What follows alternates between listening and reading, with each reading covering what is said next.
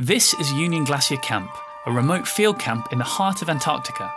It operates from November through January and acts as a logistics hub to support private expeditions and national science programs, but also provides accommodation for up to 70 guests. It's located in the southern Ellsworth Mountains on the broad expanse of Union Glacier, and it's the only facility of its kind on the continent. The reason it's here is the blue ice runway. This area of naturally occurring blue ice is good enough for large aircraft to land on, and they can supply the camp. It's also the perfect staging point for expeditions to Mount Vinson, the South Pole, Gould Bay, and the vast range of mountains that dominate the horizon. And this is a very short guide to the camp and some of the people who work here.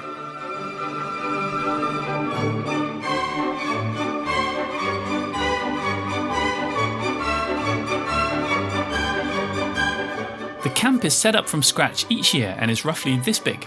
The whole area is surveyed using radar and marked out with red flags like these to stop people from walking into areas that might be unsafe.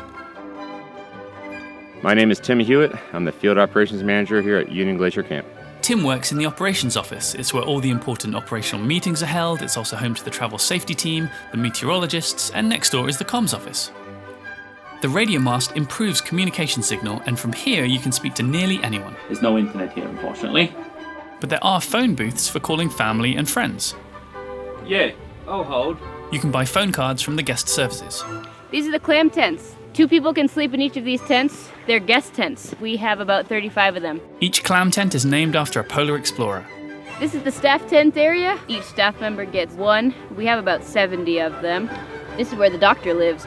Welcome to the toilets. Solids and liquids are collected separately, and both are flown off the continent to leave no trace. The big tents are communal areas for cooking and eating, lectures, there's a library, and there's lots of games for when the weather is bad.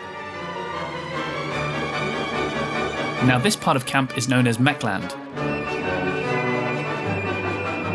The staff who work here, they can fix things, they can build things, they have lots of wrenches, and the biggest tents in camp are here too.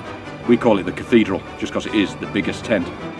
Various vehicles are used by the staff around camp. These are some of them.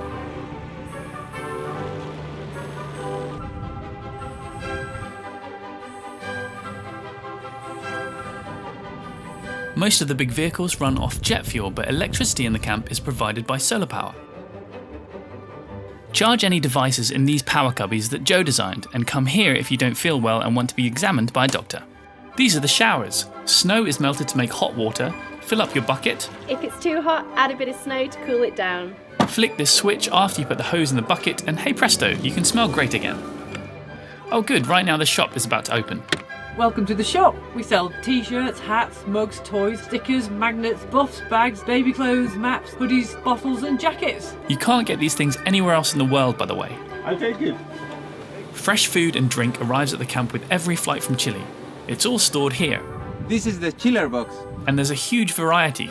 Things like apples, mushrooms, cabbage. The chefs work around the clock to prepare all the meals and any snacks in between those. The food is delicious. In fact, it wouldn't be that much of a stretch to say it's one of the best things about the camp. Meanwhile, the field guide store has everything you need to do pretty much all of the fun expedition stuff. All the expedition food is also kept here. Dehydrated meals, pasta, dried fruit, snacks. More snacks. I like the pad thai because you can still recognise the broccoli. There's lots of bikes. These are fat bikes. They've got great big beefy tyres. Staff and guests use these to cycle around camp and around the 10k loop. The big planes land on the blue ice runway. You can think of that as the international terminal. But the smaller aircraft fly from the skiway next to camp. You can think of it as the domestic terminal. The pilots and aircrew are some of the most experienced in the world. They also get to see the best views of Antarctica.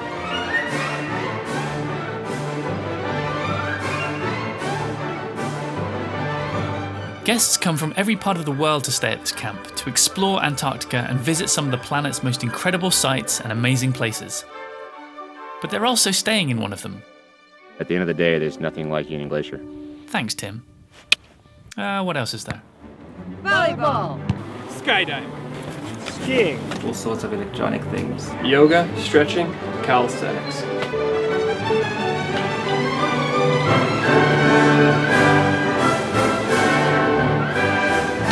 that's kind of everything you need to know about